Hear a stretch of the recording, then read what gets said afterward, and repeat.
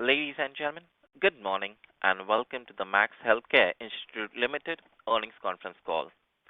As a reminder, all participant lines will remain in the listen-only mode, and there will be an opportunity for you to ask questions after the presentation concludes. Should you need assistance during the conference call, please signal the operator by pressing star, then zero on your touch-tone telephone. Please note that this conference is being recorded. I now hand the conference over to Suraj from CDR India for opening remarks. Thank you, and over to you. Thank you, Ryan. Good morning, everyone, and thank you for joining us on Max Healthcare's Q4 and FY2025 earnings conference call. We have with us Mr. Abhay Choi, Chairman and Managing Director, Mr. Yogesh Sareen, Senior Director and Chief Financial Officer, and Mr. Keshav Gupta, Senior Director, Growth, M&A, and Business Planning. We will begin the call with opening remarks from the management, following which we will have the forum open for an interactive Q&A session. Before we begin, I would like to point out that some statements made in today's call may be forward-looking in nature, and a disclaimer to this effect has been included in the earnings presentation shared with you earlier. I would now like to invite Abhay to make his opening remarks. Thank you, and over to you, Abhay. Good morning, everyone, and thank you for joining us on Max Healthcare's fourth quarter and full year FY25 earnings call. This year has been a pivotal one for us, fueled by focused strategic decisions, disciplined execution on ground, and significant milestones that have set new benchmarks. After acquiring hospitals in Nagpur and Lucknow in the last quarter of previous year, FY 2024, we acquired the 500-bed Marquee JP Hospital in Delhi NCR this year.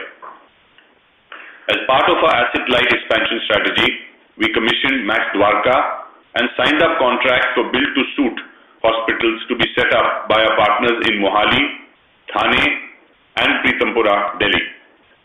During the year, in what could have been a year of moderate growth, otherwise, we initiated multiple long-term growth plans, including the announcement made last week regarding acquisition of approximately 1 acre land parcel adjoining our fully occupied 400-bed hospital in Vaishali. Our recent acquisitions, Max Lucknow, Max Nagpur, and Max Noida, played a key role in accelerating top line and EBITDA growth. Our overall financial performance for FY25 reflected this momentum, with a year-on-year growth of 26% in revenue and 22% in EBITDA. Notably, Max Lucknow demonstrated year-on-year growth of 56% in revenue and 102% in EBITDA, while Max Nagpur reported a year-on-year growth of 23% in revenue and 86% in EBITDA in their first year since acquisition. Max Noida is being integrated into our network and reported a gross revenue of Rs 228 crores with an operating EBITDA of Rs 48 crores at a margin of 21% post-acquisition since October 2024. Additionally, our newly operationalized asset-light hospital in Dwarka achieved EBITDA break-even in 6 months, a new record. The hospital clocked a revenue of Rs 171 crores and an EBITDA loss of 29 crores for the entire year FY25 since becoming operational in July 2024. It exited the year with a revenue of approximately Rs 30 crores per month and 73% occupancy on the 235 beds in March, with balanced 68 beds yet to be opened. We are already looking forward to embark on the next phase of expansion of 200 beds at this facility. These results demonstrate the resilience of our operating model and the caliber of our teams. It reinforces our confidence as we prepare to commission 3 new brownfield towers at Max Smart, Max Nanavati, and Mohali Hospital within the next 3 months and complete our greenfield facility in Gurgaon by the end of this year, adding approximately 1,500 beds in total. Among the year's other standout achievements, we are proud to have been ranked amongst the top 20 companies in S&P BSE 100 Index and recognized under the Next Leaders category for corporate governance excellence by Institutional Investor Advisory Services, India's largest proxy advisory. This recognition underscores our unwavering commitment to the highest standards of transparency, accountability, and integrity in corporate governance. On that note, we would like to highlight that we continue to undertake corporate actions to simplify the holding structure, improve governance, and optimize cash flows. To that effect, we have concluded merger of two wholly owned subsidiaries, ALPS Hospital Limited and Max Hospitals, and Allied Services Limited. We have also filed an application with the NCLT for merger of Crossley Remedies Limited and JP Healthcare Limited, which will, in effect, reduce our outflow on the acquisition by rupees 200 to 225 crores. Now coming to the performance highlights of the fourth quarter, which is the 18th consecutive quarter of year-on-year growth. Our average occupancy for the network stood at 75% versus 74% in Q4 last year, and at similar levels in the trailing quarter. Whilst the occupied bed days grew by 30% year-on-year and 2% quarter-on-quarter. Do note that the network occupancy stood at 78% if we exclude Max Noida, which is still being integrated into the network, something which we completed the acquisition of in November 2024. Average revenue per occupied bed for the quarter stood at 77,100, remaining relatively flat year-on-year and growing 2% quarter-on-quarter. Like-for-like ARPOB for the existing units grew by 7% year-on-year and 2% quarter-on-quarter.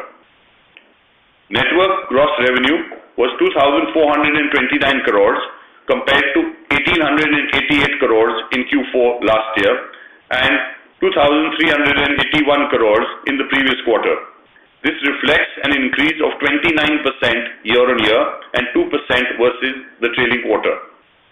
Of this, new units reported a gross revenue of 353 crores, while existing units registered a year-on-year growth of 12% in revenue, driven by 6% growth in occupied bed days and 7% growth in average revenue per occupied bed. The international patient revenue stood at rupees 202 crores, registering a growth of 28% year-on-year, despite contraction in patient footfalls from Bangladesh and Yemen due to continuing political unrest.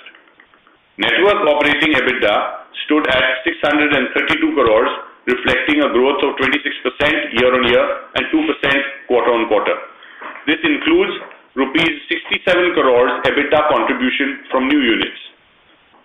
Network operating EBITDA margin stood at 27.2% for the quarter.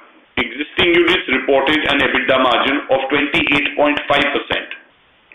Annualized EBITDA per bed for the network stood at rupees 74 lakhs. Like-for-like EBITDA per bed for existing units stood at 84 lakhs, reflecting a growth of 7% year-on-year. Profit after tax, excluding exceptional items and one-off tax gains, was rupees 376 crores versus 311 crores in the fourth quarter last year, and rupees 372 crores in the previous quarter, reflecting a growth of 21% year-on-year. There was an exceptional item of rupees 74 crores towards CIS charges paid to YEDA for seeking permission for change in shareholding of JP Healthcare Limited prior to acquisition, and one-off gain in tax costs of rupees 18 crores, consequent to voluntary liquidation of a wholly owned step-down subsidiary in the third quarter FY25. Overall, free cash flow was rupees 422 crores during the quarter. Rupees 390 crores was deployed towards ongoing capacity expansion projects and upgradation of facilities as acquired hospitals. Consequently, net debt for the network came down by rupees 32 crores to rupees 1,576 crores at the end of March 2025. Continuing our effort to support the local communities, we treated approximately 36,500 outpatients and 1,200 inpatients from economically weaker sections of the society entirely free of charge, worth rupees 53 crores at hospital tariff. Both our strategic business units continue to report significant growth in their revenue and profitability. Max at Home reported a top line of rupees 56 crores, reflecting a robust growth of 22% year-on-year. It offers 15 specialized service lines across 15 cities with over 50% repeat transactions. Max Lab reported a revenue of rupees 46 crores, reflecting a strong growth of 19% year-on-year. It provides services in over 50 cities through its network of more than 1,200 collection centers and active partners. Now coming to the status of expansion projects.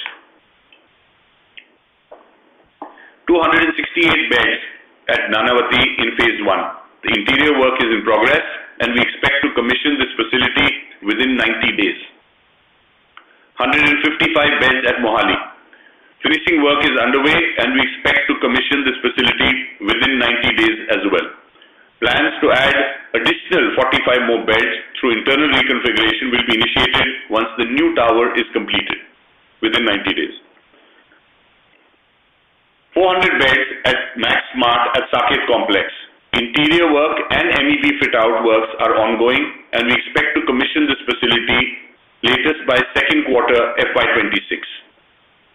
At Max Lucknow, we have added 128 beds on floors 9 to 12 as communicated previously. Through internal reconfiguration, we have added 35 beds in May and plan to add 39 more beds in the next 12 months. We expect to complete the Onco block here by the second quarter this year. 500 beds at Sector 56 Gurgaon. Structural work is in progress. We expect to commission the facility by end of this calendar year. At Dwarka, the Onco block is expected to be commissioned by the third quarter this year. All of these are on schedule and we will see significant ramp up in our capacity over the next 12 months. 127 beds at Max Nagpur. 12 beds have been added in October 2024. For the balance beds on additional floors, we are waiting EC approval, that's environmental clearance approval. While the bill of quantities detailing has started, we expect to complete this project within 24 months. 397 beds at Patparganj. We already received the environmental clearance. The tendering work is in progress. The project continues to be largely on schedule. 550 beds at Max Vikrant Saket. We are still awaiting the clearance from Forest Department for tree transplantation. All other statutory approvals are already in place and we expect to complete the project by 2028. 400 beds at Zirakpur, Mohali. Our partner is currently awaiting EC approval and has initiated the tendering process, detailing the contractors, etc. The project is expected to be completed within the next 30 months. 140 beds at Vaishali. As announced earlier, we have acquired the land adjoining to Max Vaishali and will be initiating drawings, detailing, etc. in the next couple of months. We expect to complete this brownfield project in the next 30 months as well. Presently, the Vaishali hospital is operating at 83% capacity utilization. And finally, moving on to the overview of the company's performance for the full year ending March 2025. Network gross revenue stood at 9,065 crores, reflecting a growth of 26% year-on-year. New units contributed to 938 crores to the gross revenue. Overall network operating EBITDA grew by 22% year-on-year to rupees 2,319 crores, reflecting a margin of 26.8%, while EBITDA per bed stood at rupees 70 lakhs. Existing units reported an EBITDA margin of 27.9% and EBITDA per bed of rupees 80 lakhs. During the full year, we generated rupees 1,447 crores of free cash flow from operations after interest, tax, working capital changes and routine capex. Rupees 1,182 crores was deployed towards ongoing expansion projects and upgradation of facilities at acquired hospitals. Rupees 146 crores was distributed as dividend and rupees 1,716 crore net of cash at JP Healthcare Limited was used for the JP acquisitions. With this, would like to open the floor for any question and answers. Thank you. Ladies and gentlemen, we will now begin the question and answer session. Anyone who wishes to ask a question may press star and 1 on their touch-tone telephone. If you wish to remove yourself from the question, you may press star and 2. Participants are requested to use their handsets while asking a question. Ladies and gentlemen, we will wait for a moment while the question queue assembles. The first question comes from the line of Amey from JM Financial. Please go ahead. Yeah, thank you so much for taking my question. Congrats on the management and good numbers. So, first question I have, if we can give information on the profitability of the acquired units like Nagpur, Noida, Lucknow for the quarter. Like I mentioned, there's been, like I mentioned in the speech, as far as Lucknow Hospital is concerned, we had a 56% growth in revenue and 102% growth in EBITDA. Nagpur has reported a 23% growth in revenue, 86% growth in EBITDA. The Noida Hospital, which we completed the acquisition in November, has a gross revenue of 228 crores, and we had a 48 crore EBITDA at 21% margin. I think with respect to, have we given the exact numbers of the... No, so we're not given the... So I think this year, this quarter onwards, because of the fact that these two of these hospitals were acquired in quarter 4 last year. For example, the Alexis was acquired in February, and Lucknow was acquired in March. So that is the reason why we don't, because it's very tough to now separate the last year number into two parts, and this is without that, etc. So that's the reason why we haven't put the numbers there. But I think nevertheless, you have the overall numbers with you. We have 67 crores of EBITDA from new units, which is 19.4%. Now, if I take out Dwarka, Dwarka is just broke even in December, and even this quarter also there is a small kind of EBITDA from that hospital that in quarter 4. If I take out Dwarka, our EBITDA margin is 24.9% in the new units. Sure. The reason I wanted to ask because how much margin expansion still can happen in these units, except Dwarka, obviously, which is recently commissioned, but the other three units, how much margin expansion scope is there for next 1 to 2 years? It was significant. I mean, this is the first year of acquisition. As by the time you put your building blocks in place, you must appreciate that it takes some time. So I think clearly in terms of bed utilization, just to give you an example, although you had in Lucknow, you had expansion of EBITDA by 106%, yet there is no radiation oncology there. There's no bunker, right? And that bunker is going to come into play at the end of H1 this year. And once that happens, your oncology business, which even currently is not anywhere near the oncology business of the rest of the hospital, there's a major move up over there. If you look at Nagpur, for example, we're already now approaching very high capacity utilization. The teams are coming in play and so on and so forth. We're already looking at the next phase, which is, adding another 160, 150 beds over there. So once that happens, that gives you a major fillip because, you don't have any capacity left over there. As far as Max Noida is concerned, you're operating at, we bought a unit which is operating at less than 50% occupancy. So you have 50% more occupancy, higher sort of RPOBs, as well as all the clinical programs, etc. coming. So typically when you do these acquisitions, right, I mean, the first year you'll have less of a sort of improvement curve, in terms of absolute value. Maybe in percentage terms, you're operating off a smaller base. But the second year is when you're going to have that. And each one of these, whether it's JP, whether it's Nagpur as well as Lucknow, also affords significant further brownfield expansion. So, I mean, you will have yields coming out of years to come.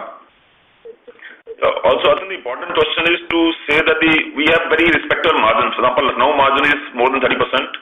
Right, Nagpur margin is around 22%, probably more. And JP will also be in the same range. I think the main thing is that we want EBITDA per bed to improve now, which means that we have to, put medical programs which are higher end. And just to say that new units, overall the EBITDA per bed is 54% of the rest of the network, which means we have to really grow that number.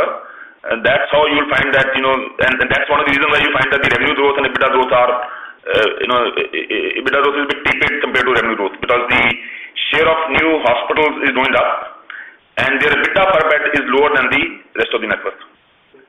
But going forward, you're going to see that the EBITDA growth will outstrip revenue growth there. Not that the revenue growth is slowing down. I think there's still enough, more than enough fuel over there. So second question I have on that itself, because we have said that 1,500 beds brownfield expansion will happen in next year. So this year we have seen a lot of acquisitions. So what are the objectives next year? Is it a brownfield focus year, or you think the M&A would still be there? No, I think it's not one at the cost of the other. I think the brownfield is already under construction. It's already been built. So if you look at Mohali Hospital, is operating at 80% plus 85% kind of occupancy levels. Okay, and so you're really that number of beds which are coming in, which should be very, very quickly taken up. I mean, that's the whole purpose of brownfield. Now, similarly, if I look at Mumbai, right, I mean, the next 90 days, again, you're going to have these beds come up, but that solves the problem of the Mumbai hospital, right? I mean, then Max Saket, again, is at a very, very high occupancy, and that's our main hub. I mean, we're really crying for space and more beds over there. So I think those beds don't, I mean, and the balance sheet is something which is completely different. So here are 3 brownfields we are doing. Gurgaon, Sector 56, as you're aware, Gurgaon for us is the highest ARPOB, the highest EBITDA per bed market. So again, and with this new hospital, which is very, very well located over there, Sector 56, we are looking to do the same sort of encore, have the same sort of results that we had in Dwarka. That has nothing to do with our balance sheet and our capabilities doing other things. So we will continue seeking, acquisition opportunities also.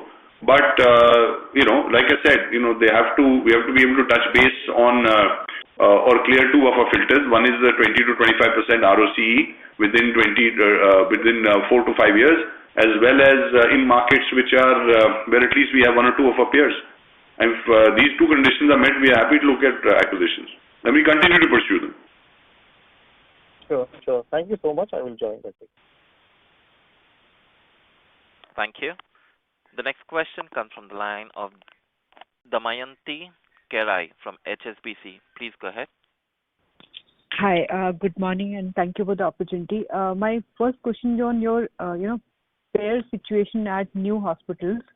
So, if I look at your institutional bed share, you mentioned it went up to say 33% in 4Q.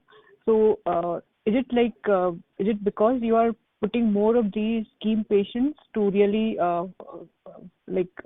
move up in the occupancy, cover up the fixed cost, and then I think, can you please comment on it? So that's absolutely right. I mean, if you look at typically when you open a new hospital, Dwarka, for example, you kind of fill it with all payer groups, because really the first focus is to get the occupancy up, and then you start turning it. If I look at Nagpur, for example, it was operating at it was operating at 50-odd% occupancy prior to acquisition, but we took up the business over there for institutional business in order to ramp up the occupancy, and the occupancy now is, it's like almost full up. It is full up. So what that does is it helps you occupy your idle beds and yet cover fixed costs, or at least a part of it, and it all trickles down to EBITDA. So from our standpoint, so long as contribution is positive from any payer group which has idle capacity, it makes sense to do that. So we continue to do that, and that's what is paying us the yields and dividends returns as well. There's no sense in keeping beds idle. If you have any idle beds, you must do institutional business over there. So we continue with that strategy. Sure. So at what occupancy you choose to, optimize between institutional or like TPA patients? So say you ramp up to 40-45%, or what level you take that decision? See, look, we can go up to, let's say, about 80% occupancy, right? So till I get to 80% occupancy effectively, I can take institutional patient. Suppose I have 60% occupancy other than institutional, then for the balance 20%, I'll take institutional.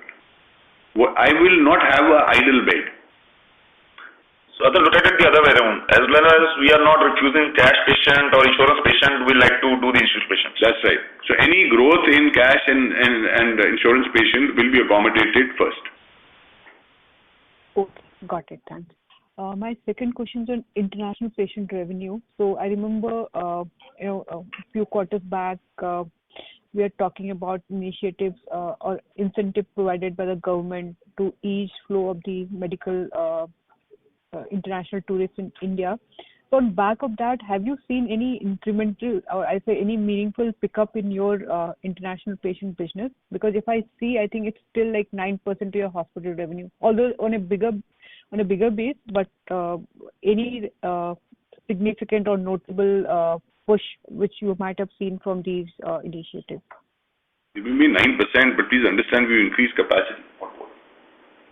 We've increased capacity by 30%, right? Mm-hmm. And the growth in that business this quarter has been 29%, which is a significant increase.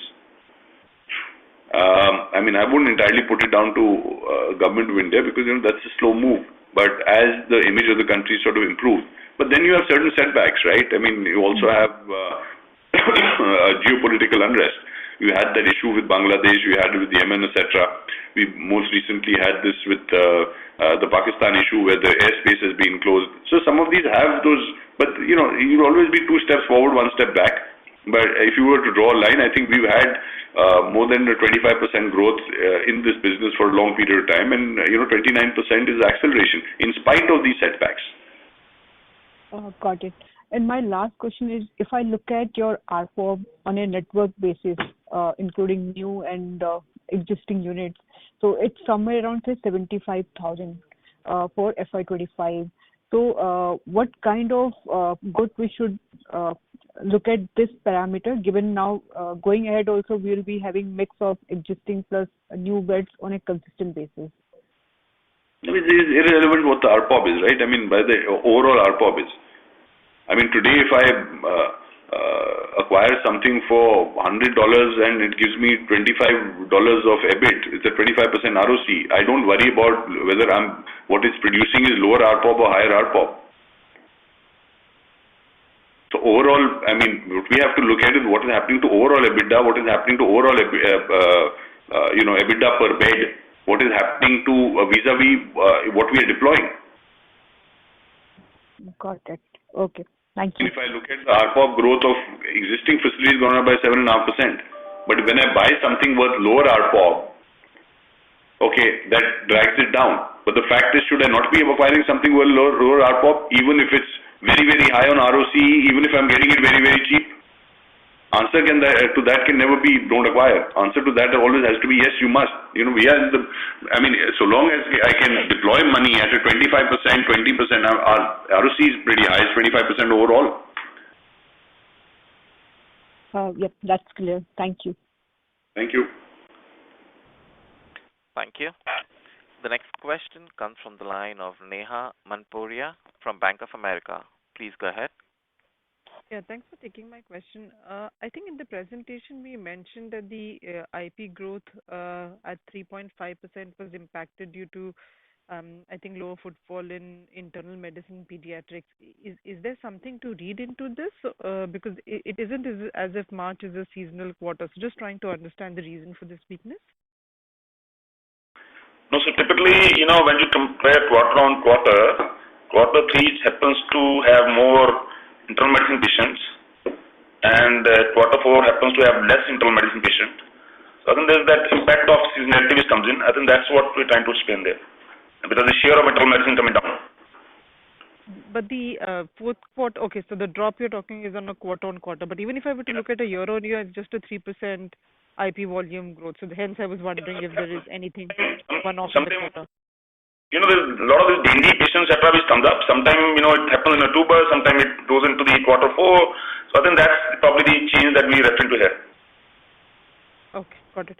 Last year, if I recall, October had a significant amount of dengue patients, particularly in places like Mohali and Dehradun, etc., where we had massive dengue. For some strange reason, it went into October. This year there wasn't, so I guess...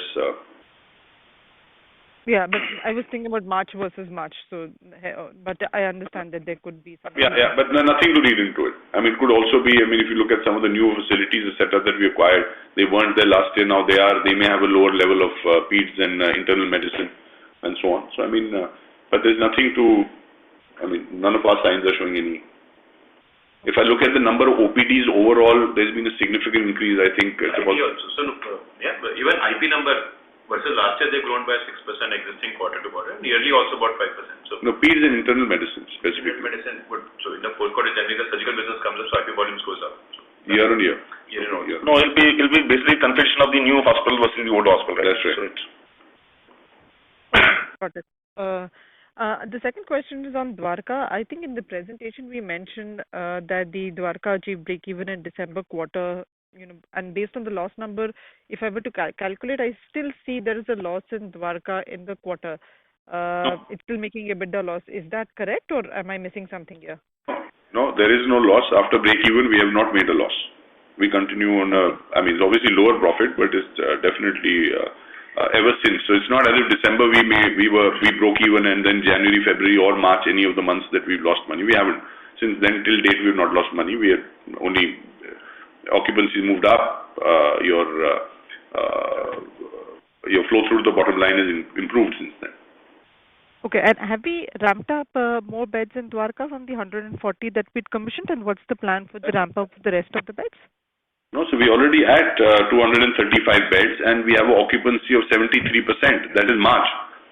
Okay. We have 30 crores of revenue coming from that single hospital in the month of March, which I mentioned. So you have a 73% in 235 beds. We are expecting now anytime to be opening 68 additional beds.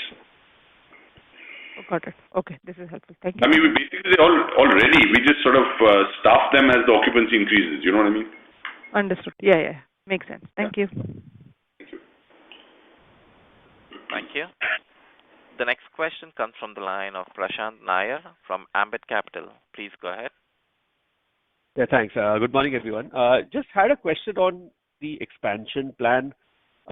Since there is no slide on that in this quarter's presentation, so the 1,400 odd beds that you were planning to add in financial year 26, that remains on course. Would it roughly be in the same range? That's right. We usually have it in the investor presentation, not on the quarterly presentation. So if you see the investors presentation, it continues to be the same. We're expecting in the next 90 days, within 90 days, both Nanavati 260 beds, Mohali 155 beds. I think by second quarter you will have Smart.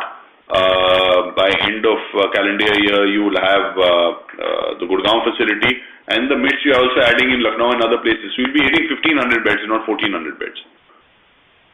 In fact, probably northwards of 1,500 beds by the end of the year. Okay. By end of year. Okay. And of these, how many would you operationalize this year? If you can just give an approximate range. I imagine the bigger projects would have not all beds operational from the beginning. How do you calibrate that? No, we'll ramp up. We'll be operationalizing, and there's a ramp up sort of this thing, etc. Of course, like Dwarka, for example, we didn't commission all 300 beds, although they're ready, right? What we commission is as per occupancy. So we started with in July, okay, and by March, like I said, we already at 73%. By April, May, it should theoretically be further. So going forward, we are opening another. So when you have 75% plus occupancy in any set of beds, that's the time you open the next lot. Now we're opening the final lot in Dwarka, and so roughly within the year we've been able to occupy all the beds. And that was a greenfield. Majority of the beds that are coming up are brownfield. Yeah. So, but Gurgaon should have the same trajectory as Dwarka, whereas the brownfield is much faster, right? The uptake is almost immediate. Right. So that's what I was trying to figure out. So for the greenfield, so for example, for Saket, would the rule of thumb be that you initially operationalize, say, 50%, and then once that hits 75% occupancy, you add the next block? Is that how one should think about it? Well, you can think of it like that, but the only difference is that in a greenfield, you take 6 months to break even, right? So by the time you get to 75% occupancy, it probably takes you a year. In a brownfield, you do it, almost in months. Like in a month or two, or whatever, you just be ramping up capacity. So your take-up is much faster. Understood. Thanks. And when you when you categorize into existing and new units, so new units would include all the acquired hospitals plus just the greenfield ones, or would you also include some of the brownfield? All acquired units plus Dwarka. All acquired units plus Dwarka. Yeah, and on going forward basis also, it is the greenfield plus the acquired. Right. Okay. Thank you. Yeah. Thank you very much. That's it from me. Thank you. The next question comes from the line of Vivek Agarwal from Citigroup. Please go ahead. Thanks for the opportunity. If you look at EBITDA, right, this year the company has done quite well, right? We have seen expansion in EBITDA margin in the existing units and even the new units, acquired units, the execution was quite well. Now we are seeing another, I think, 1,400, 1,500 beds coming up this year. So it would be great actually if you can just give some qualitative color how to look at overall EBITDA growth margins for the next couple of years. Thank you. No, so I think, brownfields normally give you higher EBITDA margins, right, in percentage terms as well as everything else, because your fixed cost is already incurred. So primarily the brownfields coming, which is I think close to 1,000 beds, they should throw out significantly higher EBITDA margins. And I'm not going to give you any forward-looking statements, but theoretically they should give you higher EBITDA margins compared to your existing business. So I think that is, even if you are sort of occupying those beds with institutional business and whatever else, even then they give you higher EBITDA margins. That's what we've sort of analyzed from all our previous brownfields that we've done. So I think that should work out well for us. And again, you have, we literally increased capacity by 30% last year. Dwarka, of course, most of the year was, for the first 6 months was operating at a loss. And after that it's been profitable. So you'll see the full strength of Dwarka coming into the current year. You will look at the momentum of both Lucknow and JP sort of snowball in the current year. On top of that, you've got 3 brownfields which are coming. And the one greenfield which comes at the end of the year will produce some operating loss. But I think at startup like Dwarka did, but it should more than get set off or absorbed by what we are doing on the groundfield and the momentums of the others. So that's where we are. So I mean, I think we are probably going to be entering, if I was to look at it or make a forward-looking statement, the strongest year in the last 5 years that we had. Thank you, sir. This is comprehensive. And just one more question. As I think there is a significant capacity expansion on the you as well as the peers. So how you should look at the situation as far as supply of doctors, medical talent, nurses, etc. Thank you. I mean, look, the brownfield capacity additions don't typically require massive increase or increase in senior level clinicians. It doesn't, because it's the existing doctors, they increase their footprints within those hospitals and so on, because they're the ones who are seeking these beds to start with. I think other than that, I don't see massive capacity expansion literally happening. Other than one more hospital other than ours in the current financial year in Delhi NCR, or maybe 1.5 hospitals, really nobody else is coming in the current financial year and thereafter. We have a very strong presence in Delhi NCR. We've got about 14 or 15 facilities there. So we tend to pick the best of what is available. And, if I look at Mohali, it's not as if any new hospitals are coming. We're just expanding capacity. Mumbai, no new hospitals are coming right now. We're just expanding our brownfield capacity. So, I mean, I really don't see... but again, you have to keep in mind that in India, there is a need for quality healthcare, and new greenfields are required, greenfields, brownfields, and so on and so forth. And all the senior clinicians over the next years or a decade to, who are going to emanate, are going to be emanating from current set of MBBS doctors, etc. that you have. Even today, the cost of MBBS, the salary is about 45 or 50,000 rupees a month. So your demand supply shows up in the salary standards as well, right? So I mean, I don't foresee shortage in senior clinicians. Thank you, sir. That's from my side. Thank you. The next question comes from the line of Piyush Kumar from Magnus Hathaway Investment. Please go ahead. Yeah, am I audible? Yes. Yeah, so sir, my question is, can we see the average revenue per occupied bed going to the territory of 80,000 plus in the coming quarter? And if yes, what specialty could be the main contributing factor? I think all the specialties which have been growing should take you there. I mean, we had a 7% growth in the erstwhile kind of hospitals. The present hospitals are growing at a higher sort of this thing, etc. So we are already at 77.1, ARPOB, right? So 77,000 ARPOB is the current ARPOB. So I'm not sure what is 70,000 you're saying. But yes, there is a gap between the new units and the existing units. right? So obviously we have to, as Atin mentioned, that we don't have a traditional oncology, for example, in Dwarka, even in Lucknow. Once we start that, then obviously that will add to the ARPOBs. But we obviously want to shorten the gap, but there still be a gap between a Nagpur ARPOB and a Delhi ARPOB, right? We can't really wish away that. So there will be some difference, but I think we will I would say shorten the gap. You told me 80,000. His target of 80. So, and the second part is that all the places coming up are in like Mohali, Saket Complex, Smart, Gurgaon, Mumbai, which are we're still calling it, but the numbers have a higher ARPOB in the current mix. So. And sir, my second question is regarding the stock price. So sir, in the last 6 months, the stock price is range bound over 1200 levels. So any comment on that, sir? You have to tell me. I have no idea how stock prices work. Okay. I mean, thank you, sir. I'm happy to discuss operations and financials and balance sheet, but markets have their own territory. Okay. Thank you, sir. Thank you.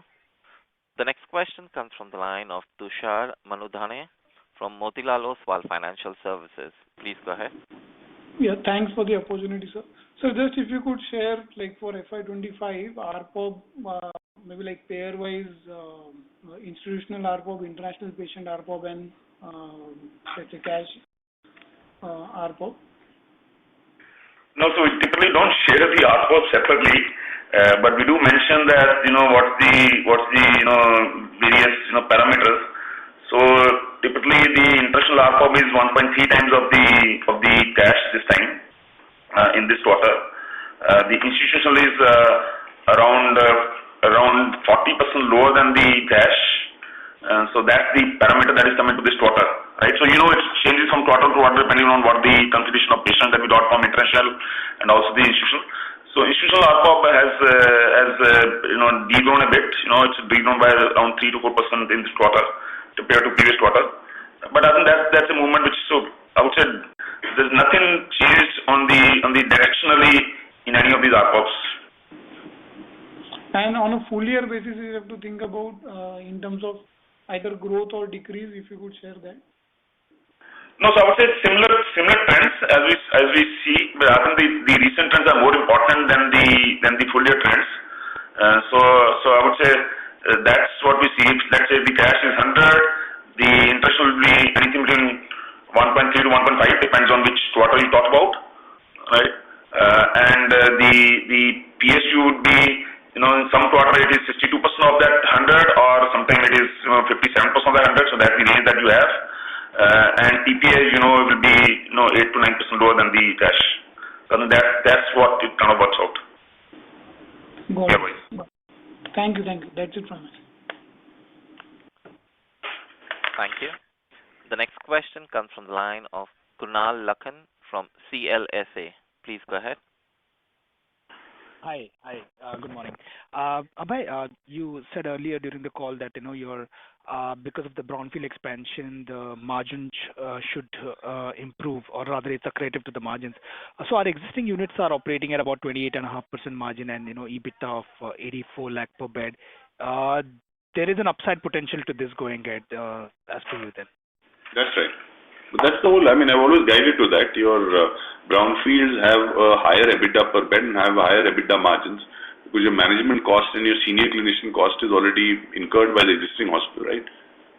So any incremental beds that you have, even if you were to fill them with lower ARPOB businesses like institutional, etc., okay, still give you a much higher, give you a higher EBITDA per bed as well as EBITDA margins below. Sure. But as and when this incremental brownfield capacity stabilizes, right, where do you think these ARPOBs, or rather like EBITDA margins or EBITDA per bed would settle? I'm not going to give you a forward-looking statement. Okay, no worries. Okay. Secondly, on the free cash flow side, right, we are generating some serious free cash flow from operations. And going by your newer assets are also like reaching EBITDA break even faster. Any upfronting of your long-term guidance of like say adding or doubling your capacity over the next 4 years? Any upfronting of that guidance? No, so look, what we do is any guidance that we give, right, is based on us already having acquired the asset, okay, breaking ground or permissions or whatever else it is. So it's not a blue sky kind of thing. So what I don't tell you is that, look, my belief is over the next 5 years, I will generate, let's say, 15,000 crores. So I will look at, tripling my capacity or whatever else it is. No, that's not how we sort of guide either. What I can tell you is that, look, we've guided that we are happy going up to 2.5 times debt to EBITDA. We have very, very little leverage on our balance sheet, on our books. We are going to be funding all of sort of our expansion mostly through internal accruals, okay? And we have more than spare room to kind of acquire. And last year we did 3 acquisitions, right? Yeah. What is very difficult for me to do is guide, okay, in terms of till the transaction is closed, that what we are doing. Now, there are other places that we are looking at expanding, putting up facilities, etc. But till I have that sign, I can't sort of this thing. I am sort of cognizant of the fact that at 2.5 times debt to EBITDA, we get money at 8.25, and we're able to deploy it at 24-25%. But, as and when the deals happen, we'll announce, and that number should, on a rolling basis, will only go up. So, today I'm guiding you by 2028, I may have 9,000 beds, but I'm pretty sure 1 year down the line, the number would have moved up. Understood. So availability of cash is not a constraint for the capacity addition, right? But it's not only cash, even the balance sheet. Yeah. We have enough room in the balance sheet. Correct. Understood. Lastly, bookkeeping question. Can you give me occupancy numbers in Q4 for the newer units individually? Nagpur, Lucknow, Noida? So Dwarka, I've told you, is 73%. Yeah. The older units were 78%. The Chitta and JP acquisition, which was completed in November, I think that 46-47%. 46 on average, yeah. 46%. 52% in JP Noida and 26% in Chitta. Right? And the Chitta is a really small unit. Okay. And we obviously didn't pay anything much for it. We didn't have any EBITDA to start with. Sorry, and how much you said for Lucknow and Nagpur? 70%. So Lucknow is 65% with the additional bed that we opened, right? So Lucknow operating capacity has gone up, and in fact in this quarter again we go up to 413 beds. It was 324 beds in last quarter. So we added beds in Lucknow. So on the additional beds that we added, on the overall capacity was 65%. No, on the operating capacity that we bought was what? Yeah, that will be 209 beds on 234 beds, right? So it's 90%. So it was 90% occupancy on the beds that we bought. Yeah. Understood. After that, we keep ramping up the beds. So, if you look at the end number of beds today, then it is 67%. Okay, but this is basis the beds that we've added over there. Right? Yeah, and some beds we got only in this quarter, in quarter 4. Yeah, so let's not. Nagpur is 81% plus. Yeah. Nagpur is 81% plus. Okay, very helpful, sir. Thank you so much and all the best. Yeah. Thank you. Thank you. The next question comes from the line of Rajit Agarwal from Nilgiri Investment Managers Private Limited. Please go ahead. Good morning, sir. First up, congratulations on good set of results and the overall growth achieved during the year. I just had 2 very quick questions. And this is not a concern exactly. The interest cost has been going up quarter on quarter. And just for how to model it, should we assume the current quarter as the run rate going forward, or is it expected to go up even further? No, so we don't expect any material change in the number. I think this went up since the October quarter because we borrowed money for the JP acquisition of 1,000 crore, and then we also taken 600 crores loan for the Sahara acquisition in March 24, right? So these are the, and the that situation that we have is 1572 crores at the end of March, which means that these are the two, primarily these are the two, term loans that we taken, which is actually reflecting in the net debt. So unless we really do any major acquisitions, I don't think any major change expected in the interest cost as such. So similar run rate for the remaining quarters. Yeah. If we do an acquisition, then yes, there will change, right? Yeah, yes, yeah, absolutely. Second question, while Mr. Abhay touched upon this on the supply side, on the competition side, but specifically given that a peer of yours is coming up with the same number of beds in Gurgaon and at the similar premium location, do you think that is going to impact your numbers or the overall scenario for the next 1 to 2 years? No. I'm not seeing any impact on my business. We have a very large network in Delhi NCR. We've got, like I said, we've got 14 or 15 hospitals. Today, in terms of number of locations, we are twice the number of locations that our next three peers, okay, have put together. In terms of number of beds, we are equal to or more than the number of beds all of them have put together in NCR. We've got 35,000 healthcare workers, of which 20,000 live in Delhi NCR. Out of our 6,500 senior clinicians, about 4,000 live in Delhi NCR. We are the largest home care business, only profitable one in the country, and almost entirely focused on Delhi NCR. Then we are the third largest lab over there. So in terms of brand, it's a much sort of this thing. And like I said, what we are doing over there today, we have a facility in Delhi NCR, okay, but it performs far better than the flagship of any other hospital chain that you heard of over there. In terms of occupancy, in terms of ARPOB, in terms of EBITDA per bed. Right. And given Absolutely, I agree.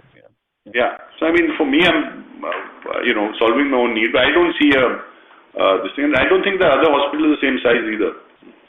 Probably half the size. Okay, they're claiming the same number, but yeah, you would know. I think you would know much better. Anyhow, no. Thanks for the feedback. Yeah. Thank you. Thank you. The next question comes from the line of Dhiresh K. Pathak from White Oak Capital. Please go ahead. Yes, so thank you for the opportunity. Sir, for the Noida asset, what is the total FSI potential and how much being used currently? It's 18 acres of land for Noida, and I think we can add another 1,000 plus beds. So I don't think, and the present facility is operating at 50%. So there's tremendous potential over there. We keep adding. So I don't think we have a problem in the next decade at least.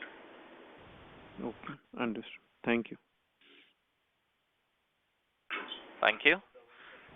The next question comes from the line of Tarun Bhatnagar from Tribeca Investment Partners. Please go ahead. Yeah, hi. Thank you for your time. My question is on Gurgaon specifically. Now, Gurgaon gets a lot of international patients. So should we assume that once Gurgaon comes up, then your international numbers will increase? And you mentioned on the competition that you have some strength. Any particular competitor who you think can be very tough competitor for you in Gurgaon, or you think that you have much better right to win in that region? Thank you. Look, every hospital of ours it's micro market, okay, and we have 22 now, is the best performing hospital, okay, with respect to perhaps every line item, including occupancy, significantly higher occupancy. We operate at maybe 75%, and the next closest competitor is at 65%, okay. It's a function of the value proposition we put together. Now, Delhi NCR also, coincidentally, happens to be our backyard. So I am quite confident about what we are going to be doing over there. It's nothing which is sort of moving our competitive intensity or what we believe would have been the outcome. That's where we are as far as Gurgaon is concerned.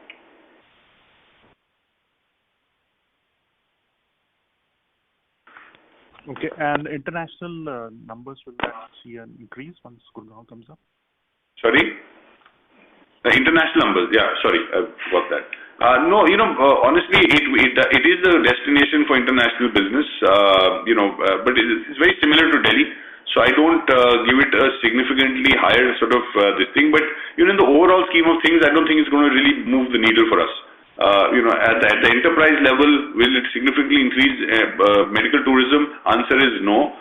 In any case, in the first year or so, you are going to be taking in all sorts of occupancies, right? Not only international business, but institutional, otherwise, so on and so forth, like we done in Dwarka. And so I don't see day one majority of the beds being filled up with international patients. It also takes time to do that, to mature that business for that particular hospital. So no, I don't think it be a major move. Thank you. Thank you. The next question comes from the line of Rishi Modi from Marcellus Investment Managers. Please go ahead. Yeah, hi guys. Can you hear me? Yes. Yeah. So Abhay, I'm just looking at your capacity beds. It's around 5,100 beds, and our operational bed count is around 4,654. which comes to a ratio of 90% operationalization. This has been the ratio for the last couple of quarters. Just wanted to understand, historically, we used to do around 95% of our capacity beds were operationalized. Is there are we going to get to that 95, or is it there's a theoretical capacity, but we are using the space for something else, and hence the operational bed count on the existing infrastructure will remain the same? No, so if I take the example of the last two acquisitions that we did, we acquired JP Hospitals, and along with it, so basically there was a hospital in Chitta and Bulandshahr which have come. They have a 200-bed capacity, and it's operating at 26%. So that leaves out about 150 beds there and then. 26% on 100 beds. Or 26% on 100 beds. We haven't opened the 100 beds yet. Okay, so that's one. But nevertheless, it's basically 150 beds over there out of your 5,100. Then you have the Max JP Hospital, which was acquired, which is a capacity of 500 beds. 500 beds operating at 377. Sorry? We opened only 377. Yeah. So let me just, so your question is about the operational capacity and available capacity. So I think there are 3-4 hospitals where we haven't opened all the beds. For example, JP Noida, the hospital has the capacity to do up to 500 beds. We have opened only 377 beds. There is some spend to be done to bring that 377 capacity to 500. So we planning for the spend, but knowing that the occupancy on the 377 beds is 52% only, we are not really fast taking that. Similarly, Chitta Hospital's 200-bedded hospital, only 100 beds opened. We don't plan, and that on that 100 beds also we have only 26% occupancy. So there is no plan to open the balance 100 beds. That will also require some spend. Dwarka Hospital, I think I mentioned that we opened only 235 beds. The capacity is around 303 beds. So we'll open another 70 beds, and some of them has already been opened as we speak. And then we have, a 200-bedded Bathinda Hospital where we opened only 100 beds. So this is the capacity. I think Bathinda and probably Chitta, leaving these two, I think the others will open in the due course of time. Bathinda, we haven't seen the demand, so we don't plan to really open the other 100 beds. But rest all, will be on board, I would say, in another 8-9 months' time.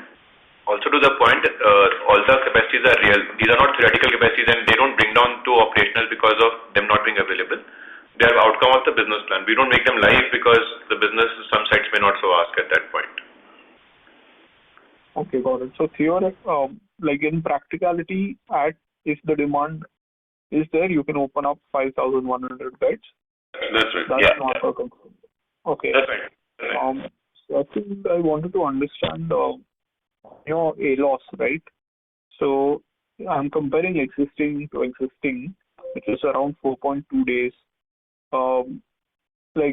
I just wanted to understand, are we taking any structural efforts to bring ALOS further down on at least the existing infrastructure, or it's more like now we have optimized to a level and hence the fluctuations will remain on account of seasonality of mix? It's ongoing. It is seasonal and it is ongoing, and it also depends on your clinical programs. You can't even compare any two hospitals across the board. You have to do it on an absolute basis because no two hospitals have the same clinical programs. ALOS by itself is not a bad thing. It depends on which programs you're running. So just to give you an example, higher end business, which is international business, and a higher end surgical program, which is let's say transplant, will always have a higher ALOS, but will have a higher EBITDA per bed per day as well. So I think that is what we should be focusing on rather than purely that, unless you have a huge capacity constraint. So at this point in time, we have that. I think the teams do work on discharge and so on and so forth to hasten the discharges, etc., to turn around the beds faster. But if you have capacity, then it becomes theoretical, simply because, if you, whether I have, let's say I had one bed for 365 days, whether I have 365 patients on one per day, or I had one patient staying for the whole year, what matters to me is what is the EBITDA per bed, purely from a financial perspective. Okay, all right.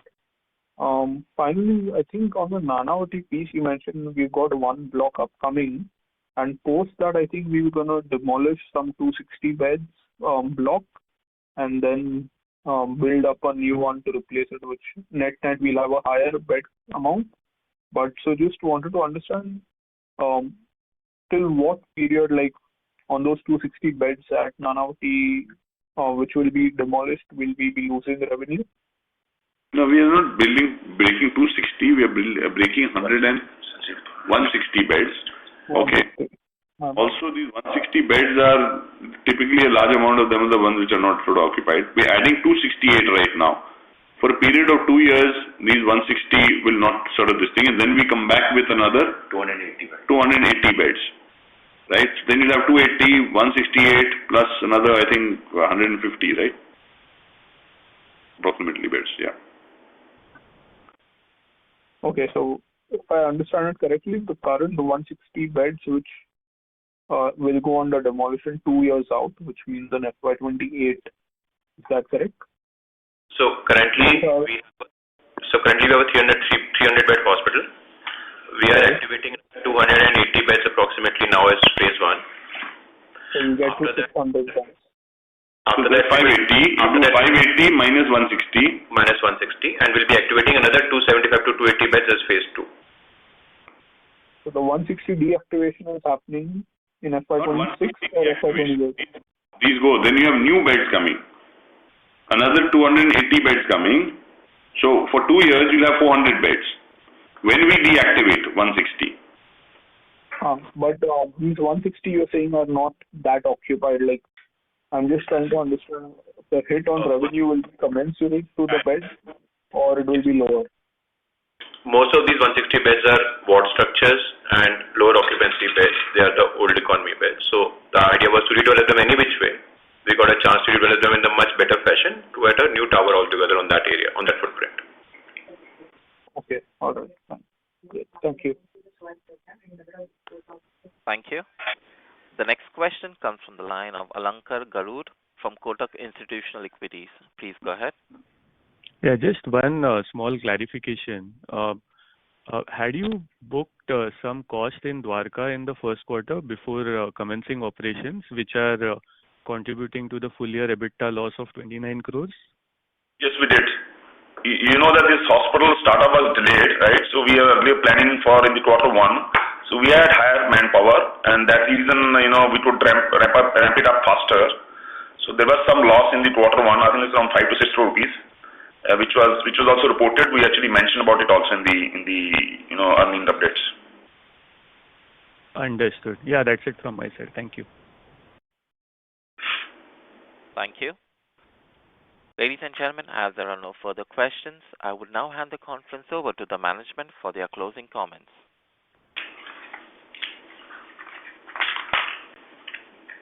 So thank you once again. We will hear from you next quarter. Appreciate all your time. Thank you. On behalf of Max Healthcare Institute Limited, that concludes this conference. Thank you for joining us, and you may now disconnect your lines.